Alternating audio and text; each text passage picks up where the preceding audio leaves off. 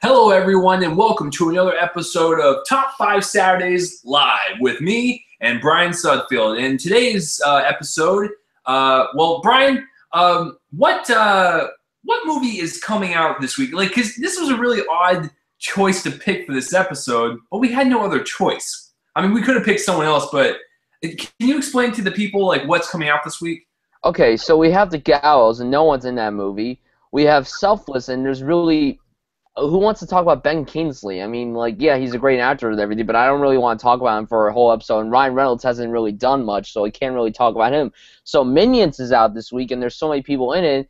But I decided to do Michael Keaton because, as great as Sandra Bullock is, Michael Keaton has more films, in my opinion, to talk about. You know what's really, our episode's on Michael Keaton. Well, you know what's really funny is like all the reviews I've seen of Minions, like everyone has said like, who did Michael Keaton voice again? I didn't even fucking know that he was in the movie.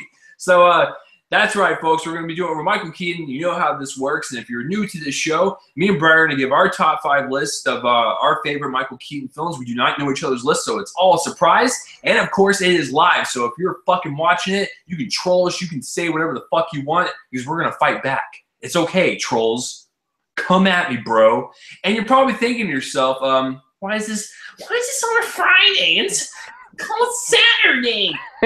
Listen, just fucking calm down. I told Brian I gotta go somewhere tomorrow. I'm taking a road trip, okay? Unless he wanted to wake up at the butt crack fucking dawn, then it was either tonight or nothing. So that's why we're doing it on Friday. So just calm down, folks. It's episode 4. It's not like we, botched the first 3. So this was our first mistake. Just calm down, okay? So, Michael Keaton, I'm ready to do this. So, Brian, as usual, you get to go first. So, Brian, where's your number 5 pick? I thought we were going to do honorable mentions. Well, you said you don't have many, so... That's what I'm saying. I don't have any. So, do you have any? I have a few. Not many, but I have a few. Okay. So, what are some honorable mentions for the Keatster? Oh, okay. Mr. Mom, Batman Returns, The Other Guys, and The Paper, a very underrated Ron Howard film. Okay. That's it. Those are my honorable mentions. I mean, yeah. I mean, because I told Brian before we started filming this, and the thing is with Michael Keaton, I love the dude, but I've only seen 6 of his movies. So 5 of them are automatically going to be in there, and I had to leave one out. And the thing is, like, Michael Keaton's got a lot of well-known big roles, Batman. But I mean, like, all this smaller stuff, people don't really remember. Like, and if they do, like, they're like, oh, he was in that movie? Shit, I totally forgot about that. So he's just that type of actor. I don't know if that's a good thing or a bad thing, but we all knew who Michael Keaton is, but he's more well-known for his bigger stuff. Not a problem. That's just who he is. So I have no honorable mentions because I haven't seen much, so can't lie to you. And Brian had a few. So, Brian, it's okay. If you took Mr. Mom out and Batman 2, what the hell is your number 5? What's my number 5? What's your number 5 then? Toy Story 3. Oh, okay. Listen, it's a great fucking movie. Okay, it's the best anime film this decade so far. Some people could say Inside Out now. Whoa! What? But, that's a different topic. Toy Story 3 is great, but what I love about Michael Keaton's role as Ken is that, like, he's so feminine, and, like, that's such a different role for Michael Keaton. Like, the scene where he's in all those outfits and stuff, that just makes me crack up because he's so... It makes me crack up every time. Like, he's so feminine, so funny. No, but he played Ken very well, and, like you said, there's not many Michael Keaton films, but Toy Story 3 is, like, we're talking about films, not performances, films, and Toy Story 3 is a great movie. Well, I mean, you could... I mean, okay, I'll let you have your piece, and I'm sure we'll get to this one in a few moments. So, is all you gotta say about Toy Story 3? I mean, it's a great film, and I'm knocking on Brian's balls. Like, listen, the first top 5 episode we did was over Pixar, and that was my number 1 favorite Pixar film. Well, I wasn't on that episode, so I know because I told Brian to go. No, I'm just kidding. He actually came on number 2. He had something to do for the first one. So, But yeah, Toy Story 3 is an interesting choice for number 5. Oh, okay. Number 5, I'd have to go with Mr. Mom. You know what? You know what's really interesting about Mr. Mom? Listen, kids. Before the pacifier and before Vin Diesel had that role, Michael Keaton had that role. Okay, did you guys know that? And also, Hulk Hogan had that role as well with Mr. Nanny. That fucking movie's awful. Listen, I don't know what it is with like big burly men in these like nanny movies, but it doesn't work. Okay, you know why Mr. Mom works is because Michael Keaton is like a genuine dude, and that's why it works for that one. I actually saw Mr. Mom for the very first time. Brian, I want you to take a guess on how I saw this movie for the first time. A year ago. No. Like, oh, okay. I saw it when I was in middle school, but how do you think I got it? I don't know. Brian, just you got it from your friend? No. I don't want to know. Okay. Go ahead. I can't keep guessing. Well, it's obviously in a porn shop. No. Oh, boy. No, like a Pizza Hut was like doing a deal where like they gave away like DVDs of old movies, and there was like 4 of them, and Mr. Mom was one of them. I totally got that, and I watched it, and I was like, this is great. It's funny. It's got some heart to it, and it's Michael fucking Keaton. So, I mean, listen, like I said, with all the pacifiers and the Mr. Nannies out there, Mr. Mom is probably the most genuine one out there, and it actually makes sense for the type of person because Michael Keaton's not big. He's not muscle. So he's just a normal dude, and that's why it totally works for that type of movie. So Mr. Mom's number 5, and I remember when I saw it when I had Pizza Hut that one day, eating the pizza by myself because I felt really bad about myself. You know, it was just a good night. It was a good night for everyone. So that's my number 5. Whew, Brian, what is in that 4 spot? My number 4 is another Ron Howard movie, and that's Night Shift. That was one of his earliest films. Okay. And it's Michael Keaton's first starring role. He's not the main character. That main character is played by Henry Winkler, but I enjoy Night Shift for what it is. It's not one of Ron Howard's best, but it's a good early film from his filmography. And I believe the only reason why he cast Henry Winkler was because he worked with him on Happy Days. So Gross. It's What's that? Ugh. Listen, my impressions are so much better when you see me in person. Right. I know. Yikes, Brian! This is on the internet. Okay, people are gonna judge you. No, but I've never heard of this movie. So can you tell everyone out there what this movie's about? Oh man, I haven't seen it in forever actually. So. Oh shit! You know what Brian's doing right now? He's going to IMDb. He wants me to stall some time so he can look up the plot synopsis. Yeah, exactly. He knows what he's fucking doing right now. It's a long plot. I can't even read it. Is it really? No, Chase, you're the one that's good at reading plots. You did it on the Tom Hanks episode. Come on, man. It's the truth. No, Denzel. You did that on the Denzel episode, too. Fuck, man. Okay, let me look it up. What's calm down. Don't whine about it. It's a long plot, dude. I don't know why it has to be a long plot. Holy shit. His character's name is Bill Blazejowski. That's a cool name, man. I'll read it. All right, so a nebbish of a morgue attendant gets shunted back into the night shift where he is shackled with an obnoxious neophyte partner who dreams of the one great idea for success. His life takes a bizarre turn when a prostitute neighbor complains about the loss of her pimp. His partner, upon hearing the situation, suggests that they will fill that opening themselves using the morgue at night as their brothel. Against his better judgment, he gets talked into the idea, only to find out it's more than his boss that has objections to this bit of entrepreneurship. Holy shit, I don't want to read that again. So it sounds like it's a pretty interesting role for him. It sounds like you said Ronnie Howard? Good old Ronnie Howard? Wow. Yeah, good old Ronnie Howard. Good old Richie Cunningham directed the movie. That sounds like a fucking plot that would be like on the late night Skinamax or something. That it actually sounds pretty cool. Like I would probably enjoy that. So you probably would. I probably would. And I'll just I mean there is a bottle of lotion over there. So That's an interesting number 4 pick. So I've never heard of it, but the plot intrigues me, so I might have to check it out, especially when it's directed by Opie. So, for my number 4, I'm probably going to get a lot of shit for this because I'm not really a huge fan of the movies. And I like Batman. So, it's right there. But I can tell you right now my number 4 spot is the first Batman. I mean, listen, folks, let's calm down. I like the Christian Bale trilogy. That's my version of Batman I've always liked to see.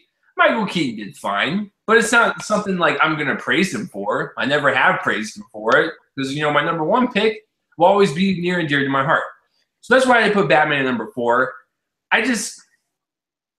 Listen, man, it's got its dark elements. It's got the Tim Burton, feel and slice to it. I understand that. It's just not my cup of tea. He plays a great Bruce Wayne, but I cannot see Michael Keaton in a Batman suit trying to beat up people. It's just not me. But I still like it, though. It's still an enjoyable movie. And I actually like Batman Returns as well. They're very enjoyable films. I'm not dogging on them. I just like the Christian Bale trilogy better. That's just my opinion. And I will say this right now. Brian, people, I think Ben Affleck will be the best Batman we've ever had. You know what? I'm just going to throw it out there. But that's a different discussion. Oh, what the fucking look was that? Let's hope. I'm hoping that he's the best. See, Brian's up. I have high hopes for this. I really do. At least you're not shitting on it. So at least you're not shitting on the possibility that obviously I was shocked when it was first announced, but over time I accepted it. Listen, I've been on the Batfleck train since day one. I've said, listen, this is a great casting choice. And I think if he can knock it out of the park, he will be the best one we've ever had. And I firmly believe that. So that's why I put Batman at number 4. Not my cup of tea, but I still love Batman, fucking obviously. So, but it's just I'm not a huge fan of that Batman. So, Brian, how would you are you feeling like kind of sick or ill right now that I put it at number 4? Is that like what you're feeling right now? Like someone just punched you square in the gut? No. Oh. At least it's on your list. Oh, okay. Thanks.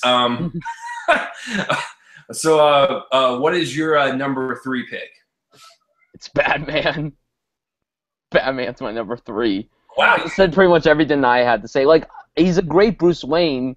I don't think he was an awful Batman. He was just an all-right Batman. Brian, I'm not gonna lie. I'm actually kind of shocked that you put it that low.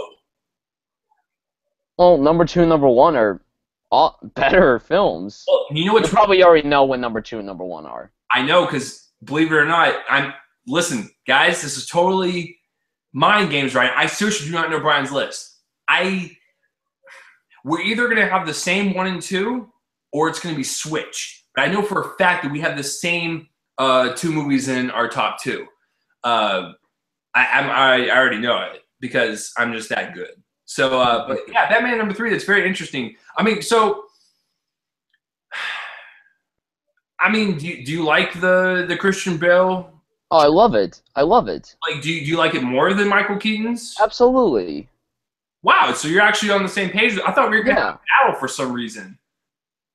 Whoa. No, I know. Well, I mean, I love the Tim Burton-ness that came to Batman, but Christopher Nolan did so much better. He made it darker and more intense and more realistic. Tim Burton made it fun, but still dark at the same time. Okay. Not that the Dark Knight trilogy wasn't fun. It wasn't as fun as the Tim Burton Batman films. Yeah, exactly. So, like, I totally agree with you. I guess we're the only people in that camp, and people are just like, well, you didn't grow up with Michael Keaton's Batman. Bitch, that thing came out when I was born. Like, that literally came out a year before I was born, which means in my childhood, I would have discovered it, which I did. And I watched it when I was a child. I still wasn't intrigued by it. I was like, Batman's cool. And yes, I do like Batman. And full disclosure, he's actually not my favorite DC character. Ooh. But, I mean, people freak out when they're just like, you didn't like the Michael Keaton Batman, you fuck. You're sick, DC fuck. It's like, come on. Look at me. I'm a fucking fanboy of both universes. Just calm your fucking tits. Okay. So Batman's your number 3. Number 3, For me, I gotta go with Toy Story 3. I think, listen, besides Batman and probably one of our choices in the top two, I think he was actually born to play fucking the Ken doll. Oh, like, he was. It's amazing. Like, it's... I think that he had the better voice casting than fucking Barbie. Like, I never would have thought in my years that, like, Michael Keaton could pull off a fucking Ken doll. But he was really charismatic. He was really funny. He was really feminine, but still kind of trying to be macho and shit. It was hilarious. It was a great performance. And, you know, it's like I actually contest that his performance was great. Like, it's not just a great movie. I think all of the voice casting in Toy Story is great, but he had that, like, extra flavor. It was great supporting cast material. It was great. So I have a soft spot for him as the Ken doll. That's just the way it goes. Okay. So our top two.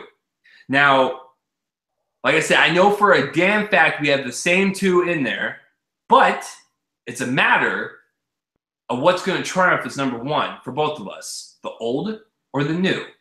And what am I referring to is this. Brian, I'm going to just take a stab in the dark that you and I both probably have in our top two Birdman and Beetlejuice. Am I correct? Okay. Okay, so for number two, I'm going to guess this.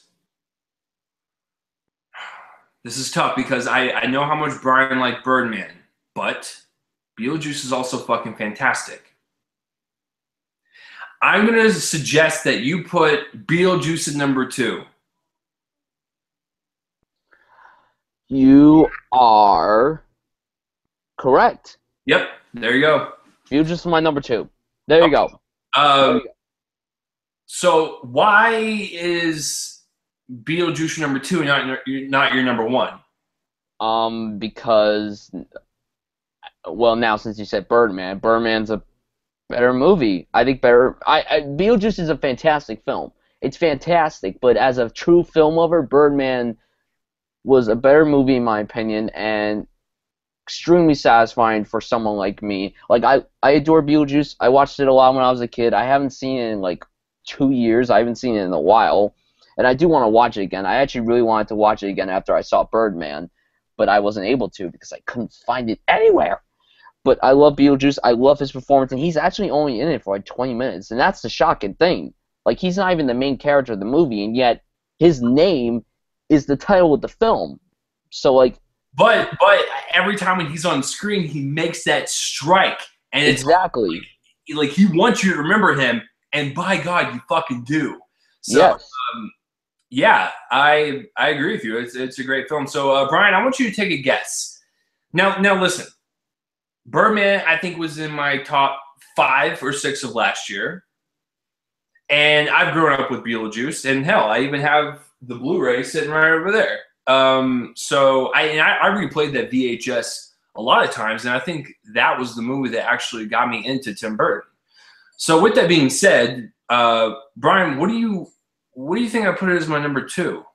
I think you put Birdman as your number 2. Yeah, you're right. Listen, I love Birdman. And to be honest with you, that's his best dramatic performance, period, out of the movies I've seen. Now listen, all those smaller movies that he's done, they might blow that out of the water. But out of the ones I have seen, that is the best dramatic performance he's given. And it's not like an overly dramatic performance. It's just right for that type of character he's beaten.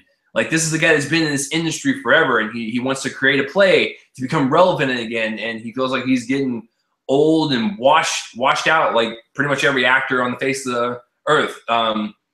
So there's a lot of humanity there, and there's a lot of relatable things going on to where, like, you feel for the guy. Like, you really do. It's like, I just want you to succeed, Regan. I really do. And so, and it's shot beautifully. I love, listen, the whole thing with, like, one-shot movies that feel like it's one long cut is the camera, like, kind of floats. It's almost like a dream.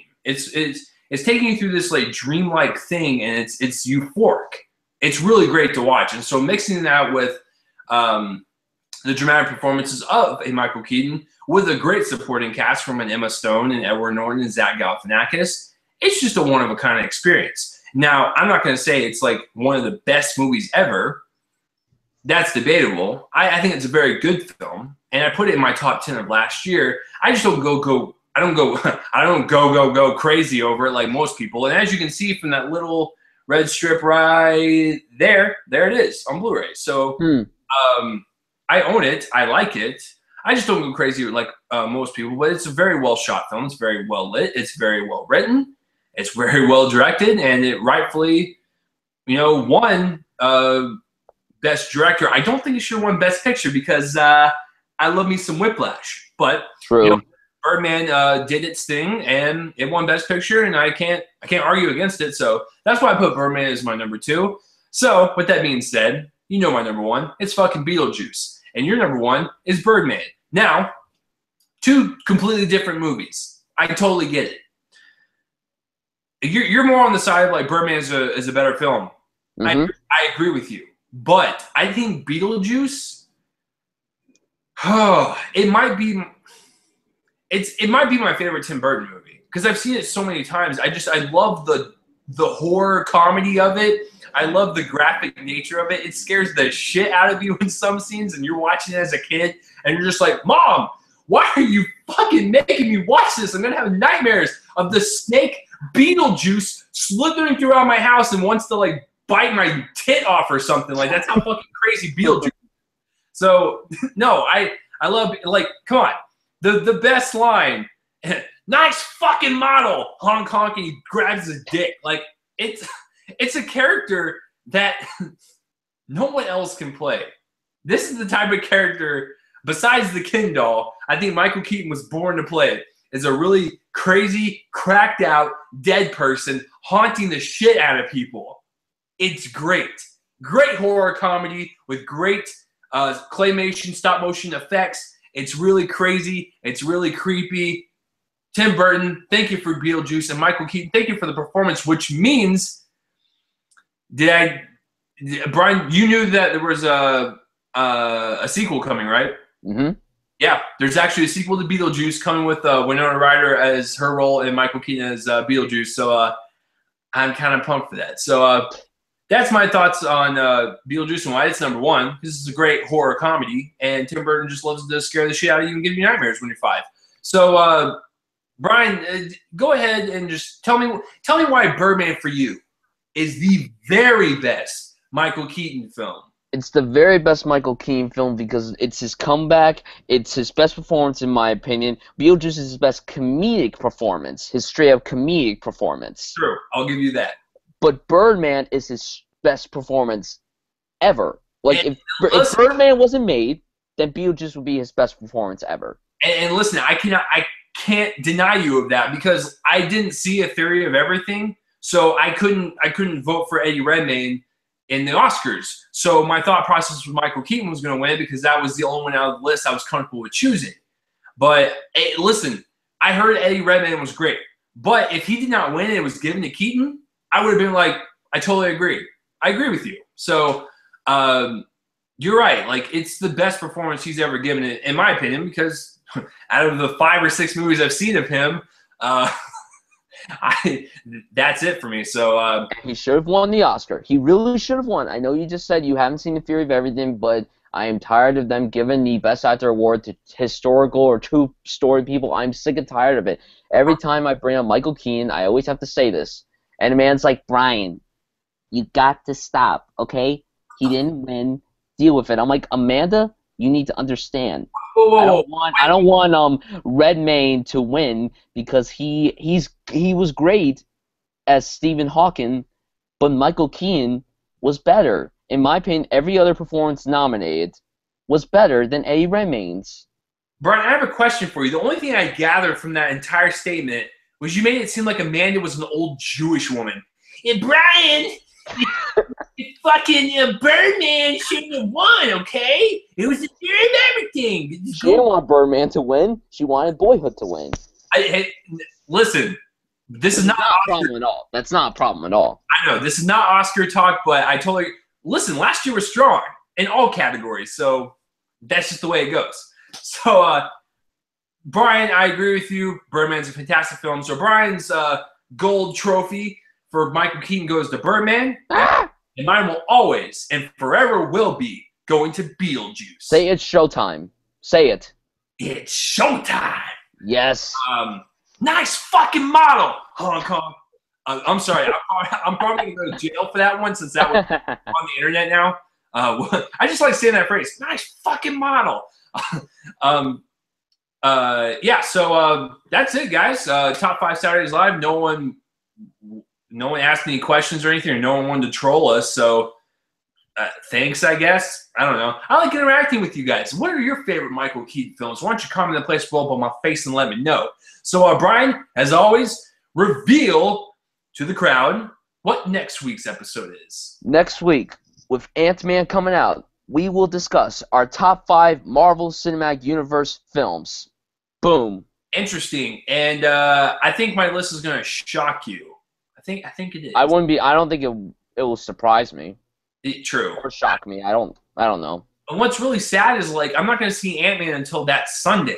Oh, man, that sucks. I can't put it. Sucks. I know, I can't put it in contention, even though I've heard great things, and it probably will be in my top 5. But as of right now, I have to exclude Ant-Man because I won't see it until Sunday.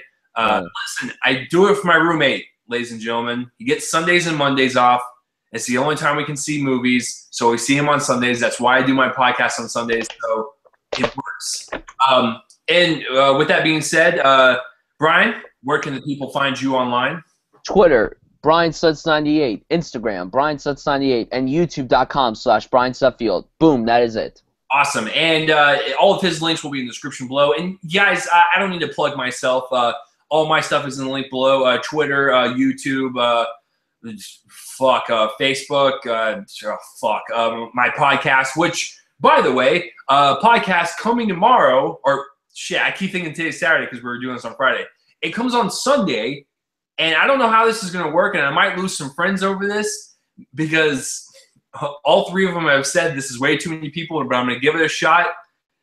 This week's episode of Real Me and Cole, a movie podcast, will be the midway through the year episode of the top 10 films of 2015 so far.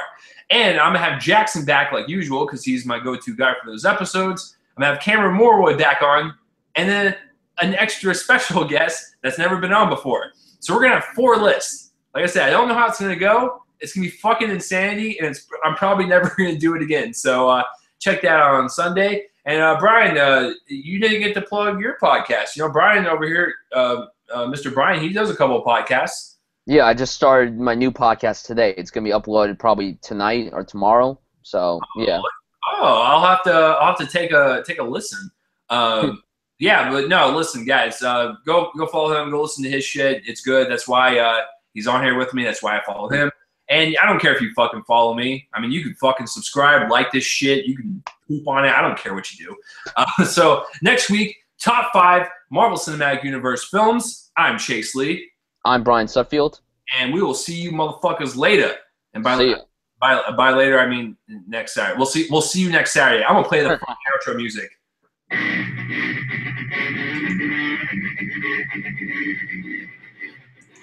I love this music. It's my friend's band. His link will be in the description below too. See you guys later.